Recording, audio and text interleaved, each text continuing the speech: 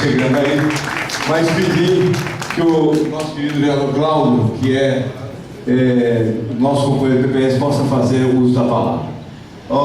Senhor? Ele chega com você falando, por favor.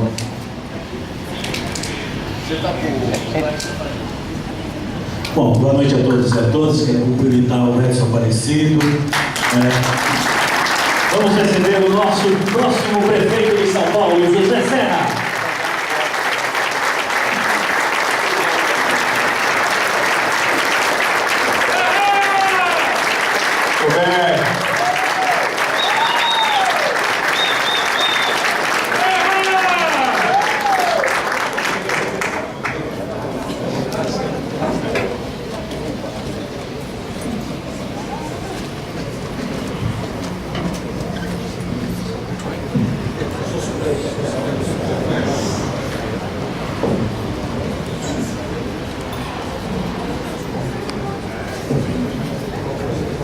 Cláudio Fonseca. Serra estava dirigindo a palavra para nós. Bom, cumprimentar também agora o nosso candidato, José Serra, cumprimentar o Rodrigo, os vereadores da Câmara Municipal de São Paulo, a todos que aqui estão, que disputaram a eleição e com certeza ajudaram sim com que o nosso candidato chegasse ao segundo turno. Nós temos uma batalha pela frente e a batalha se enfrenta politicamente.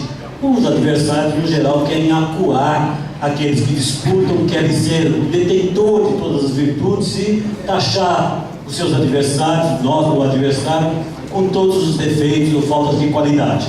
Eu acho que é o momento que nós fazemos comparação, sim, dos governos, e o candidato ao prefeito tem dito isso. Nós não podemos nos intimidar. Quando você pega os vários aspectos da política pública na cidade de São Paulo, você tem que dizer para as pessoas se melhorou ou piorou com os 8 anos da gestão Serra e a gestão Kassab. O prefeito eleito, José Serra, saiu para ser governador do estado de São Paulo, levado pelo voto direto. Ele não foi imposto, a população de São Paulo quis escolher o prefeito naquele momento para ser governador, para dar continuidade às políticas públicas necessárias para a cidade de São Paulo. E tendo vivido a experiência da Marta Suplicy na prefeitura do município de São Paulo, e todos nós sabemos o que foi o governo da Marta Suplicy. Tem um candidato que é que foi ministro da Educação, que quer dizer que o governo atual não investiu em educação. Mas muito pelo contrário, acho que todos têm que saber aqui, como tem que dizer à população, se tem um atraso no atendimento da educação infantil, que faz com que 147 mil crianças estejam fora das creches, foi o governo Marta Suplicy, porque reduziu a verba da educação. Isso todo mundo tem que dizer. Não ajuda a ficar escondendo a verdade. Os 5% de verba da educação, que foi suprimido dos 30%, deixado lá pelo governo da Erundina na nossa lei orgânica do município, corresponde a cerca de 340 milhões por ano. 340 milhões em 11 anos são 3 bilhões 740 milhões, que daria para construir mais de 1.000 creches, mais de 1.000 centros de educação infantil, combatendo exatamente a falta de vagas que eles denunciam. O governo que fala que não se construiu creche aqui em São Paulo ignora que foi o Estado que mais ampliou a oferta de vagas da educação infantil, enquanto o governo federal não construiu nem 200 creches, como prometeu 6.000. O governo da Marta Suplicy foi o governo que impôs a taxa do lixo. E o candidato José Serra, hoje, quando assumiu a prefeitura, revogou a taxa do lixo. É muito fácil falar da inspeção veicular. Diz que vai abolir a inspeção veicular. E nós temos que dizer quantas taxas eles vão criar para compensar a receita da taxa veicular, da inspeção veicular. Nós tivemos aqui taxa do lixo, taxa da iluminação, mudança na taxa de fiscalização de estabelecimento, da taxa de fiscalização de anúncio. E quem faz campanha na periferia não tem que ter nenhum receio, porque a população da periferia, para ter asfalto, tinha que pagar, enquanto que durante a gestão aqui, o asfaltamento foi feito gratuito. Isso serve como instrumento para fazer política, porque vocês vão à periferia, as pessoas ficam comparando como se o governo do PT fosse o único governo que tivesse preocupação social. E mais, nós não podemos esconder o governo Kassab, porque uma parte da mídia e também o PT, até bem recentemente, queria o prefeito Kassab como parceiro.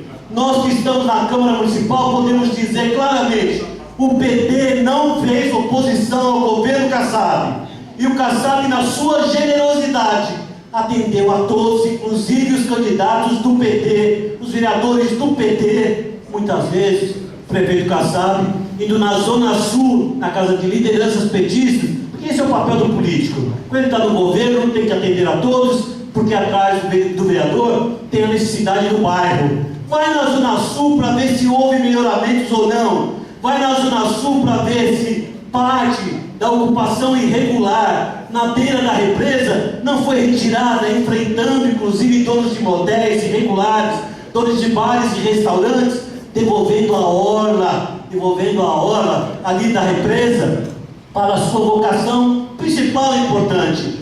Nós temos discutido aqui na cidade de São Paulo uma série de medidas. Os vereadores votaram um projeto de lei que dispôs sobre o alvará de funcionamento, licença de funcionamento, aqui o Daldo Silvano. Talvez se fosse outro governo nós não conseguiríamos aprovar. E aprovamos tirando os comerciantes da mão dos achacadores. Isso ajudou milhares e milhares de pequenos comerciantes, no sentido de não fechar o comércio local. É quem tem sensibilidade social para os problemas que vão existindo localmente. Então, campanha se faz com argumentos, com vontade, com comparação, e nós não temos que temer. Eu sou do setor da educação, e o governo atual, de uma conversa lá em 2006, quando o prefeito Serra estava na prefeitura, nós assumimos um compromisso de melhorar a remuneração dos profissionais de educação do município de São Paulo. Nós não temos consenso em tudo, nós somos parceiros nessa andança de defesa da democracia, mas nós negociamos lá e foi cumprido pelo prefeito Kassab uma política de recuperação da remuneração dos profissionais de educação. Enquanto o governo federal oferece um piso salarial para os professores de R$ 1.415 por 40 horas de trabalho, na prefeitura de São Paulo, iniciado durante a gestão do prefeito Serra, dado continuidade pelo prefeito Kassab, nós chegamos a um piso de 2.600 com a jornada de 30 horas. Não é o ideal, não é o paraíso na terra, mas isso é resultado do esforço de argumentação, de disputa, inclusive, do ponto de vista orçamentário, da sensibilidade do governo, que um setor estratégico como a educação tem que ter pessoas melhor remuneradas para devolver à população em qualidade de ensino, e foi feito. Na área da saúde, que as pessoas colocam os problemas existentes, ninguém diz das dificuldades que se tem no serviço público de levar um médico para a periferia. Ninguém coloca que o nosso sistema de educação, inclusive nas universidades, estão sucateados, e parte desse sucateamento deve-se à política do ministro Haddad na área de educação, que deixou as universidades federais 4 meses em greve. E você tem dificuldade para formar as pessoas, para chegar nos hospitais, para chegar como técnicos para as grandes obras que o país precisa. Nós não temos que temer em dizer isso. O ministro Haddad está propondo questões relacionadas à educação que já estavam previstas. Paulo Renato criou o Fundeb. Eles fizeram uma adaptação para o Fundeb, mas a política estrutural, financeira para a educação é uma herança do passado. Então nós temos condições de dizer, e não tem que se vergonhar, porque muita gente diz assim: olha, a campanha do Serra vai bem no centro expandido,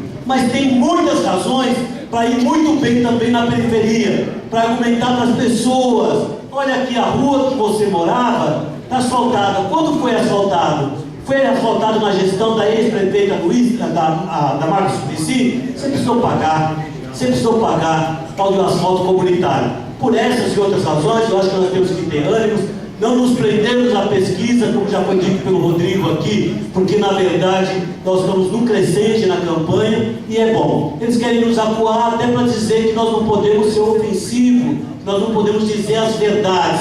E por fim, neste momento histórico do Brasil, em que as pessoas têm tido o ministro do Supremo como referência de quem quer mudar a história do país, daqueles que querem ética na política, o Joaquim, como é que São Paulo vai dar um exemplo? Enquanto todos dizem, não pode ser a política desta forma, não pode dar aqui ânimo aos mensaleiros, e São Paulo vai aprovar exatamente aquilo que é a representação de tudo que não se deseja na política. Nós não vamos envergonhar a decisão tomada a nível nacional de punir aqueles que fizeram mau uso do dinheiro público, e não é para fazer somente política, mas para si também. Então Joaquim Barbosa é tido como uma referência nacional de quem quer moralizar o país. São Paulo não pode desmoralizar o Joaquim Barbosa e os ministros que condenaram. Muito bem, Paulo. Muito bem. Eu queria